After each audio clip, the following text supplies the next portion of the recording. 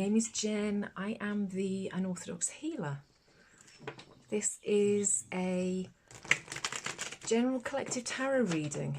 It's designed for the new moon eclipse that we have on the 29th of March. This is being recorded on the 25th of March. It's a beautiful morning here in southern Scotland in the UK. How is it with you? Whereabouts are you? How is March going for you? Mine is pretty interesting.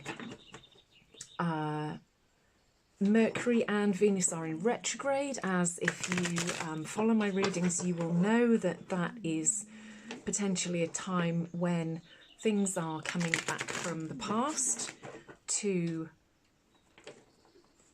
give you a chance to find out as to whether you made the right decisions, whether there is still dreams or aspirations there that you thought that you've missed out on, or that you want to revisit, or that you decide that you don't want to revisit them.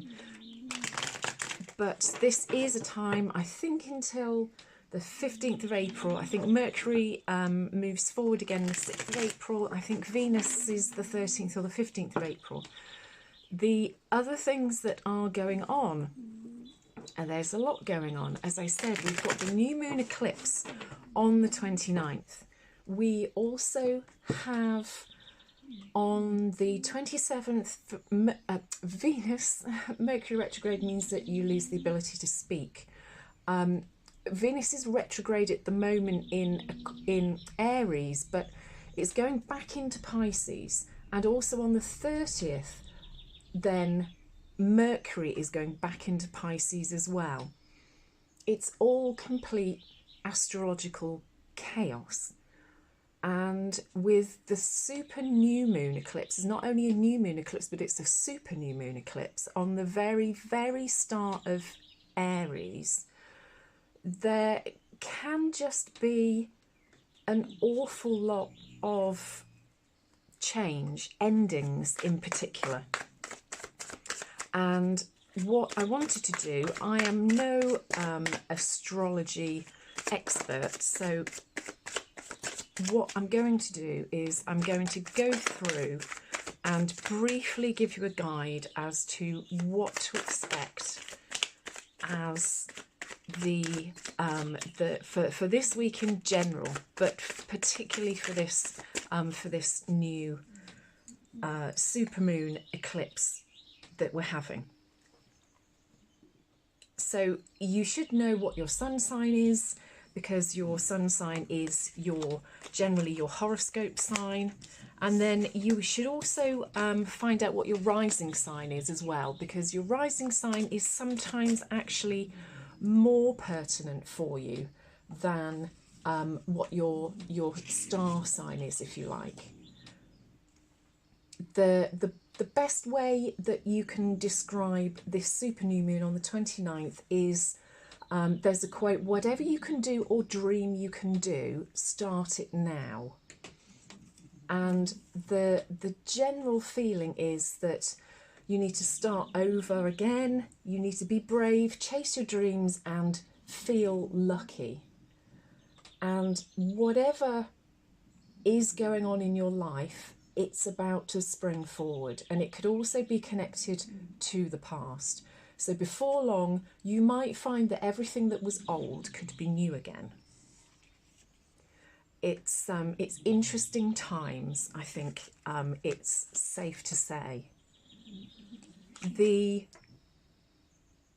That's interesting. I don't normally lay the cards out like that at all. And that is how that has just told me to lay those two out. Okay. So this isn't going to be in order of star signs, so you will have to just sit and sort of find the one which is most appropriate to you. So we'll start with Aries, and the new moon is most prevalent in your first house. So if you have a chance, or you want a chance to start again in any part of your life, Aries, now is the time to do it. If you're really happy with what's going on, then great, just keep at it. Maybe you just need an energy recharge. If you want to change the way that others see you, the next 4 weeks are the time to work on that. And that includes your sort of your basic appearance. Your first house is about how people see you, how the world sees you.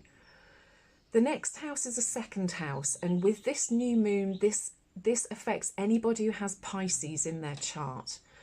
And it's about taking stock of money, cash, property, possessions, things like that. So anything financial. And it's a time to make changes in those areas. If you're looking to sell, buy something, now's the time to do it. And also it's about manifesting abundance for yourself. And if you've been thinking negative about cash, this is the time to absolutely specifically make sure that you turn round your thoughts and expectations. Don't be negative. Really put some positive thought and energy into money over the next four weeks during this new moon transit. The third house is affecting Aquarius. And Aquarius is about how we communicate. It's about getting what we want. And if it can be communication at work, in your personal life, in relationships. This is when you have to let people know what it is that you want. You have to be communicating well. And it's also the act of saying what we want out to the universe invokes the law of attraction, in that whatever you speak and the words that you say out to the universe or to other people, that is what you get back. And the new moon means that you have to be careful what you say. There's lots of energy out there, but you have to make sure that you are verbalizing and believing what it is that you want, speaking that out to the universe, what your dreams and your desires are, and maybe also seeing as to who these people are that are out there that can help you, and or bring about these dreams, and ask them to be part of whatever this is that you are wanting, the way that you're wanting your life to change. If there are people that can help you with that, or you want them to be part of that, then communication for the next 4 months, 4 weeks, is absolutely key. It is how you say something, not what you say. The fourth house is affecting Capricorn. This is about your home life, your personal life, your past, your family, and the people, your friends, and also even your home. And this is all up for a rethink in this new moon. If you haven't been getting on well at home or with friends or family, this is a time to be sorting things out. At home, if you want to move, sell up, find new housemates, it's all possible. And there also might be, Capricorn, something from your past which really will surprise you and come back into your present life at the moment as things stand. The fifth house is affecting Sagittarius, and this is all about fun, doing the things that you love. And have you not been having fun recently? This is a time when it says that you have to go out and just enjoy yourself, Sagittarius. The new moon is about new starts. It can be about romance, creativity, but also children. You have to go out there and grasp life in the next 4 weeks. This is a time to look at restarts in things that have you been the fun police recently? Seek out the things that you want to do, the things that are going to make you happy, bring you joy and fun. And the next 4 weeks are the time to do that. And again, the law of attraction is, as I said to Aquarius, Pisces, what you put out there, no, Aquarius, what you put out there, you manifest, you bring it back. You know, you're a magnet. So whatever it is that you want, believe it, speak it to the universe and to other people. And if you continue that positive mindset, you will get that back in spades. The 6th house relates to Scorpio. This new moon means that this is about your daily routines. Now, I know it probably doesn't sound very exciting, but this is where you get to change your routines, your daily life, should you want to. So how can you make it nicer? Should you be going to bed earlier, getting more sleep? Should you be getting up earlier, going to the gym, making yourself some breakfast in the morning? What can you do to make life better and more enjoyable? If there are minor changes that you need to do, or even massive changes to your routines or schedules, then now is the time to do it. Stick with me, everyone. The 7th house is for Libra. I am a Libra rising, so this affects me. You can go on to any really reputable Astro Cafe is a good site off the top of my head where you can go and find out what your rising sign is. I think you need to know your time of birth to work out what your rising sign is. So Libra is all about your 7th house, which is your love life. The new moon is happening in your romantic area. It says you're getting the chance to revigorate your love life. Hooray! If you're single, this is the perfect time to get rid of the past and move on from old situations and old dreams, and maybe stop thinking about and reflecting on old heartaches and the things that, you know, that didn't go right. If you have a significant other in your life, or there's somebody who you would like to have as a significant other, this is about keeping things fresh.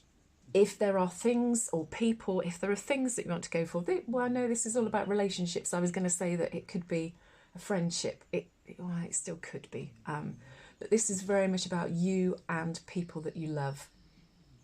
So just ignore me. If you are with someone, you need to work on keeping things fresh, understanding why you are with this person. And there is a lot of romantic energy around for you, Libra, particularly on the 29th and also for the next 4 weeks.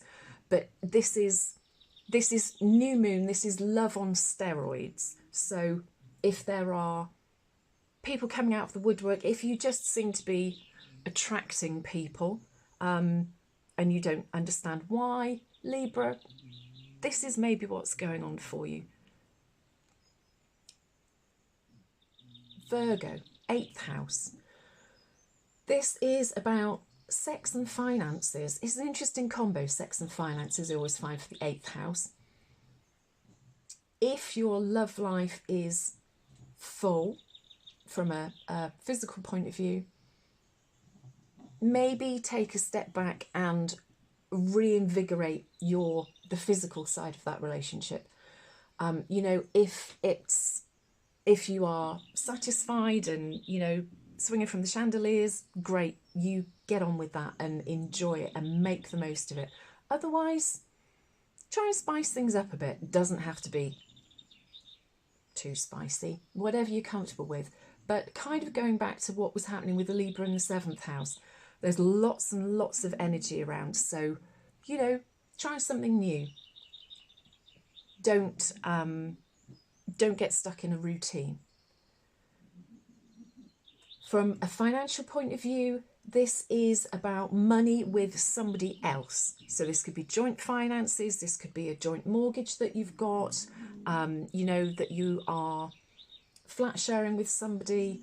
This is about a restart for how you share your finances, why you share your finances.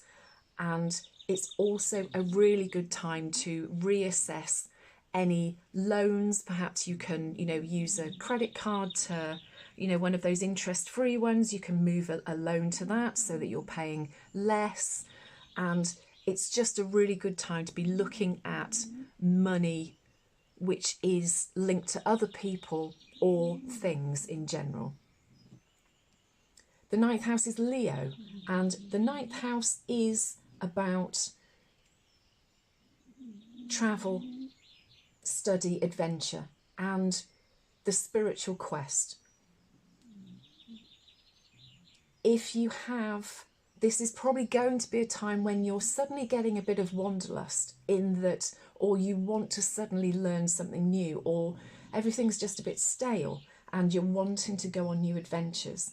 This is definitely the time to start planning, looking at these things and open your eyes to the big wide world rather than looking at and getting caught up in little details, the inconsequential things that maybe might be driving you nuts in your home life or just at home generally.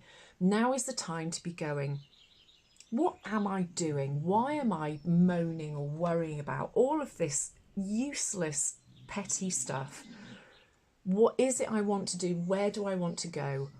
And look at where you want to be in your life. And that will, it's now time to start that. And over the next 4 weeks, you need to really be ramping that up so that you have a plan for the next year as to where you want to be and maybe who you want to be doing it with as well. The 10th house is Cancer, and that's all about career and study. And if this is going to be really, really influential for your professional career or student life, there's going to be lots of potential and lots of ambition coming up for you. If you're already doing well, then you might get a promotion. But if you're kind of struggling professionally and you don't know which way you're supposed to be going, this is a real time to be sitting there, researching what you want to do, put yourself out there, make the most of this energy and really go sell yourself, because it's really, if for anyone who has Cancer as a sun or a rising sign, this is really the time to be going out there and showing people what you can do career-wise. Two more. The 11th house is Gemini. The 11th house is about friends and the things that you want in your life, the things that you dream about. Essentially, when you have a new moon in the 11th house, and particularly this supermoon, it means that you are in a cycle over the coming 4 weeks where you can meet new people, and that can trigger new friendships, real kickstarts in your life, things that might trigger ideas, new opportunities. And Geminis always love meeting people, chatting, being gregarious. So it's perfect, Gemini, for you to be having this supermoon. There could be really, really exciting people coming into your life in the next 4 weeks and potentially on the 29th. And the other reason is that manifesting now is huge. With all of that energy, start manifesting your dreams, what it is that you want and why you want them. And show to the universe that you are serious about having these things and why you want them. And also how they will benefit the universe. If you're just wanting to win the lottery so that you can give up work, that isn't really what the universe wants to be hearing. The universe wants to be hearing why that will be something that it should give you for the greater good, for the common good. When I manifest, I say, I'd like to win the lottery. And the reason that I'd like to win the lottery or be able to not worry about bills is that I can help people. I can concentrate more on doing YouTube channel videos. I'm supposed to be an incredible healer. I want to be able to follow my path in life. And if you can tell the universe why you want these things to happen and that they are not for your benefit but for the greater good, you stand a much better chance of getting the things that you are asking for. The last house, and then I will get into this reading, is the 12th house and Taurus. The 12th house is always kind of weird. Taurus, if you have been feeling weird, then this is why. The month of the new moon, it's in a place in your chart where you keep things, secret things, hidden things, your sort of your shadow self and your spiritual side. And it can be a time when you want to kind of go and hide in a cupboard. If you're looking at growth and wanting to evolve, and that is from a spiritual point of view, this is the time to be doing it. Step away from the day-to-day grind, the social media, and meditate and contemplate, and know that the universe is going to respond in a positive way, and that maybe in the next 4 weeks you will maybe learn more about yourself from a spiritual point of view.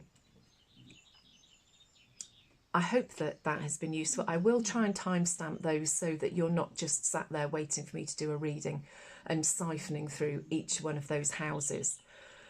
The underlying energy we have of the reading is the Four of Pentacles. The Four of Pentacles can be you being too miserly or stubborn, set in your ways, feeling as though you are, you've got a bit of a millstone around your neck.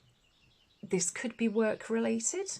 Haven't really looked at the other cards yet, but the Four of Pentacles can mean that you are beholden to a job or a way of making money which is holding you back.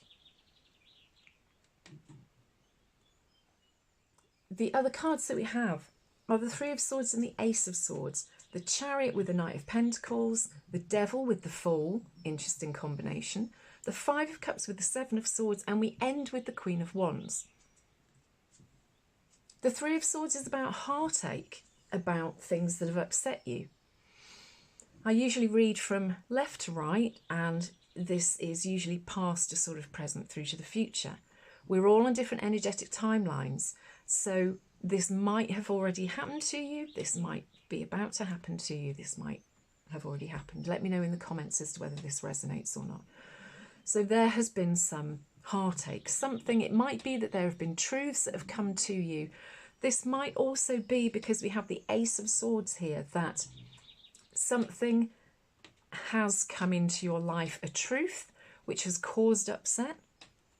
This might also be that a truth is coming into your life which might make you see some truths which aren't particularly great. This might also be as well that you have been in this place of upset, of heartache, and something is coming in which is going to change that position for you. Now, as I'm talking, I can see that these two cards are actually replicated, that there are two owls. There's a barn owl and a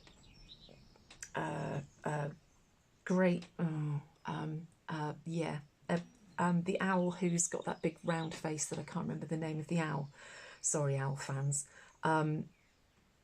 And they are, the barn owl, I feel as though this is like a king and queen. The queen is here.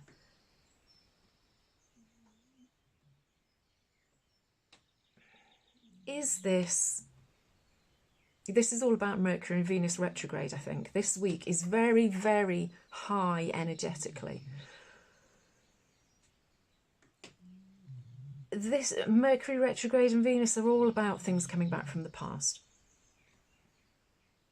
Have you been stuck on the past? Is this linked to a job where this previous heartache was going on, that this is all a cyclical thing? I want to say that the owl is pulling out. Originally there were three swords in here, and the owl, this queen, is pulled out the sword which was in where this crack is in this heart, where there's this fistula, potentially not the right word, in in this heart, that this is where the sword did go in and it's been pulled out. Is this that this is some person who has come back from the past, or is coming back from the past, because this is, the retrogrades are here until the middle of April, remember. So this might still happen. Somebody is coming back, has come back, who has pulled this sword out of your heart.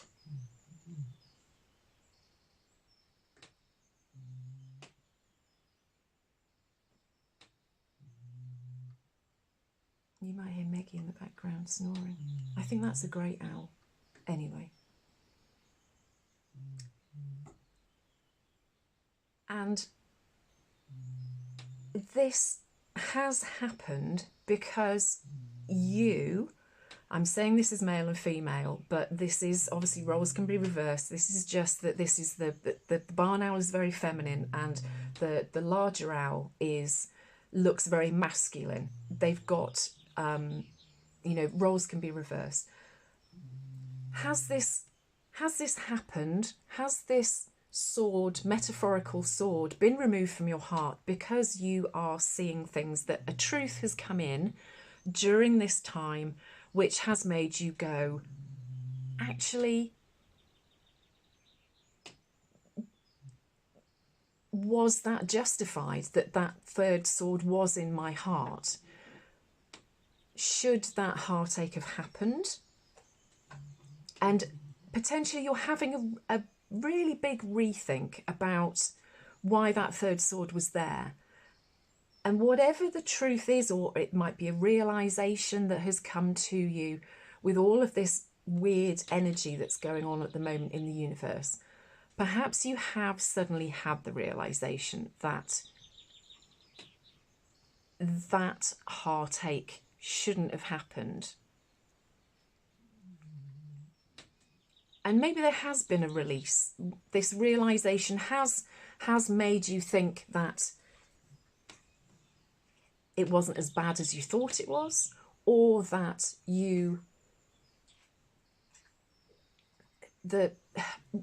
something's been released. It's a realization that things weren't as bad, it shouldn't have happened, that you don't want to feel that heartache anymore, or that something has become a realization to you where you've suddenly thought, actually, yeah, I want to revisit that. The next two cards, we have the Chariot and the Knight of Pentacles. The Chariot is about decisions.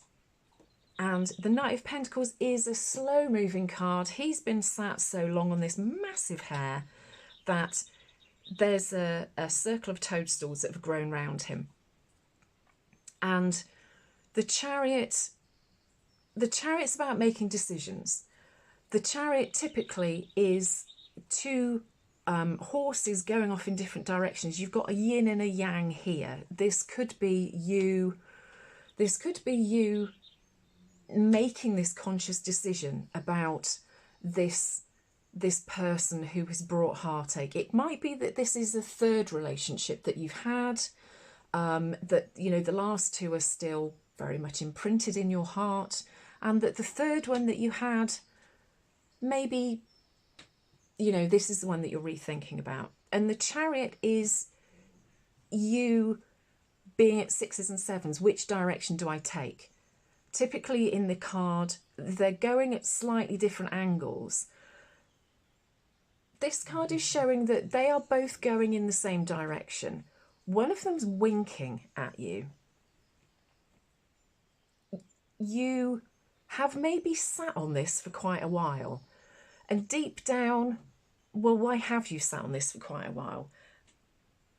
But deep down, I almost feel as though the winking is somebody going, yeah, come on, what are you doing? You're being daft. This, what was all the fuss about? And it's maybe something that's been kicking around for quite a while and has only recently come to a head.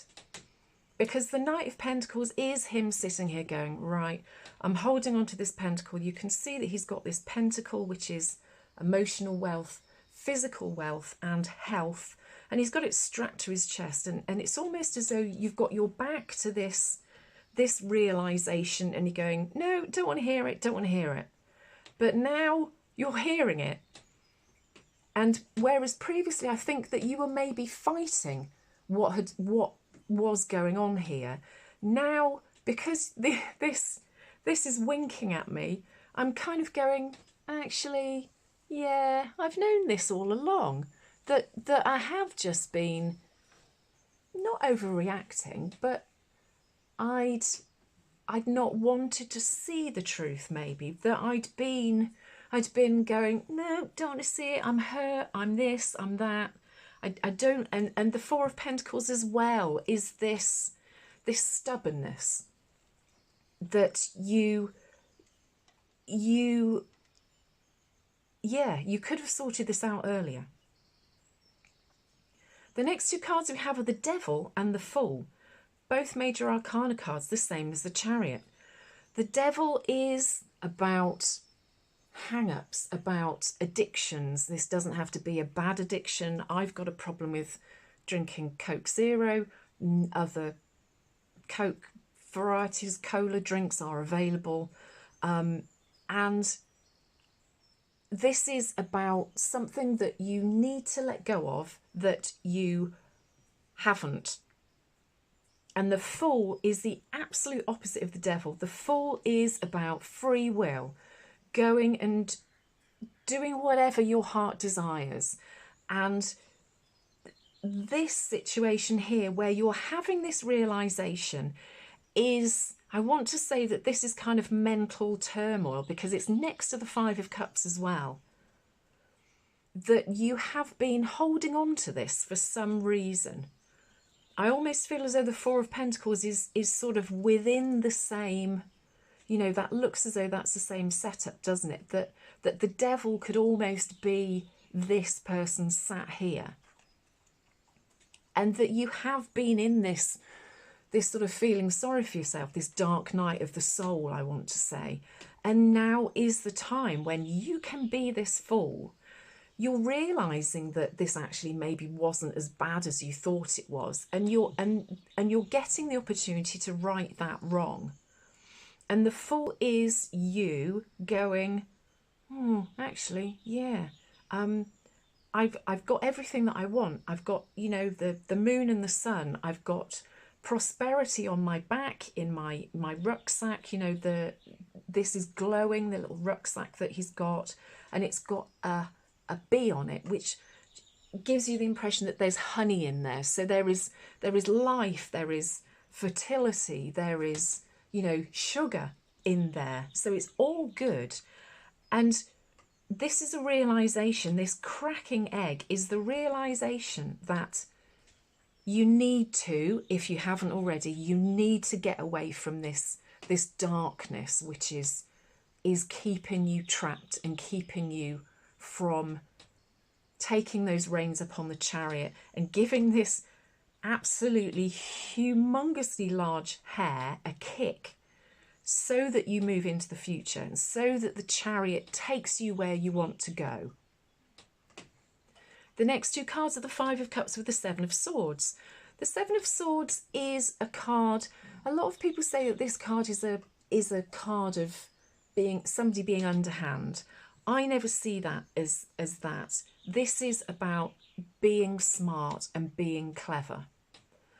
It's with the Five of Cups, and the Five of Cups is a card where you have felt that you have missed out on something. There are three cups spoilt here. There were three swords here. You need to realise that, if you haven't already by halfway through the reading, there are two cups still here, and there is time to get these two cups back. Do not be wallowing in whatever this is. She is looking back to the past and is pointing towards the Devil. I think there's some work to do, if you haven't already done the work, to understand that there is still this opportunity here, this thing which you are learning wasn't as bad as perhaps you've been making it feel. And by letting this go, doing the work, having the realization, there is still lots to be had in life, things that will make you happy. This could be a relationship. This could just be something which used to make you happy, that you're now realizing did make you happy, and you want to start following that again. So the Seven of Swords is about being smart. It's about maybe leaving some truths behind that you thought were truths. About, you know, swords are emotions or truths. She has left her other ones behind. She has this umbrella which is made up of swords, and I almost feel as though there are two swords here. This could be these previous, I keep coming back to, you know, three swords, and, you know, this third sword here has gone. There are three cups here which have gone, and there are two swords here again which kind of mimic this, that you need to sorry, am I rambling? I'm getting quite excited. You need to move away from these two swords which have caused this unhappiness. You can see here that she's left them by this rock, and I almost feel as though they've taken this third sword up, this one here, which has made you realise that you know, you need to sort stuff out. And she's walking away with it. She's going, yep, see you two. I'm off down this path. And she's off down to the path of the Fool, because she knows what she wants now. She has this umbrella of emotions, and they're good emotions. And that's what you have to see. You have to get rid of this Five of Cups attitude. The last card we have is the Queen of Wands. That is such a beautiful card. That is about prosperity. She has sunflowers around her. It's quite a hot environment, but still very fertile, because she's sat on what I always think is this huge sort of beehive. She has opportunities. Wands are out opportunities. When you do this work, you will find that opportunities come to you. Maybe this is a Queen of Wands in your eyes, which you are attracting back, or you want back. Somebody who made you feel alive. Somebody who almost had sort of, you know, they were liquid honey, that they had bees metaphorically buzzing around them because they were such a joyous person in your life. Or this is something which made you feel like that, just, you know, an opportunity or something that you used to do that made you feel like that. So this could be you becoming this Queen of Wands, or this could be a person who you, my apologies if this is a slightly different camera angle. My phone died whilst I was filming, so I'm back. I know that this is nearly 40 minutes long, but I just wanted to finish off saying that this is potentially you. This can be somebody else in your life who is making you, you know, have this opportunity. It's a really beautiful ending to the reading.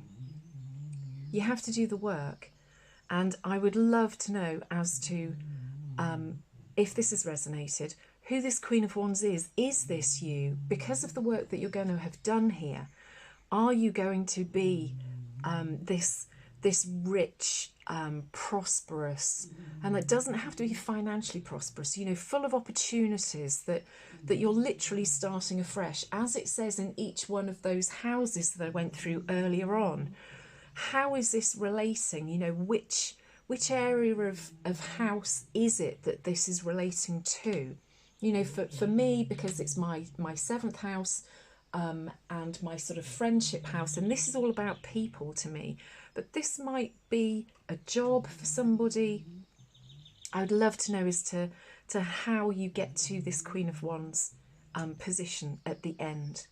And if you're already there as well. Take care. I would love, you know, the Queen of Wands is such a beautiful, positive card. There is a lot going on at the moment, but take care. Enjoy the new moon. If you look up how to do a new moon ceremony, that's always really great to do as well. Write down the things that no longer serve you on a piece of paper, what you do want to happen in the next 4 weeks based on what I'd said about where each house is, what area relating to your star sign or your rising sign is going to be most affected by this lunar eclipse. And then take the piece of paper, burn it safely, and then go and bury it in the garden, put it in a plant pot. You can put it in the bin as well. Just make sure that it's cooled down completely before you do that. And let's see what happens for the rest of this week and for the next 4 weeks. Be excited because there's so much change. Life is what you make it. Being positive, getting rid of negative things in your life makes an awful lot of difference generally anyway. But try and focus on the specific topics which I mentioned at the start, which relate specifically to this new moon super lunar eclipse. Right, I'm going now. I need a cup of tea. You take care. Please like, share and subscribe. I would love it if I could get enough people to be able to do this for a living. Your support is always so appreciated. And I will be back soon because there's so much going on astrologically and energetically. So take care, keep in touch, and I'll speak to you soon. Bye.